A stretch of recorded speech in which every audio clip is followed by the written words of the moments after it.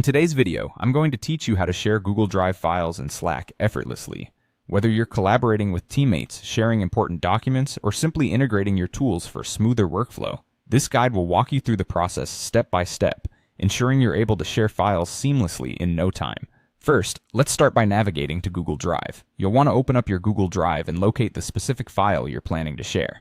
Finding the right file is crucial, so take your time to search accurately. Once you've pinpointed the file, you'll see the option to either share or copy link.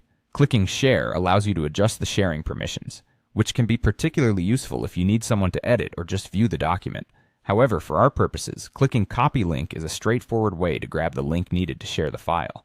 Now that you have the link copied, it's time to head over to Slack. Open up Slack and navigate to the specific channel or direct message where you want to share the file. It's important to ensure you're in the right conversation, so double-check you've selected the correct channel or user. Once you're there, move to the message field. This is where the magic happens. Simply paste the Google Drive link into the message field. After pasting, press Enter or click Send to share your link. It's as easy as that.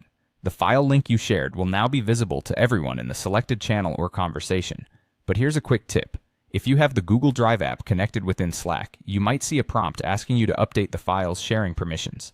This happens so everyone in the conversation can access the file without any hiccups. It's designed to streamline accessibility, ensuring your workflow isn't interrupted by permission issues. Remember, when integrating tools like Google Drive and Slack, a little preparation and checking goes a long way. Ensuring the right permissions are set, for instance, is key to maintaining smooth collaboration. If you frequently share files, consider checking your default sharing settings in Google Drive to avoid repeating this step every time.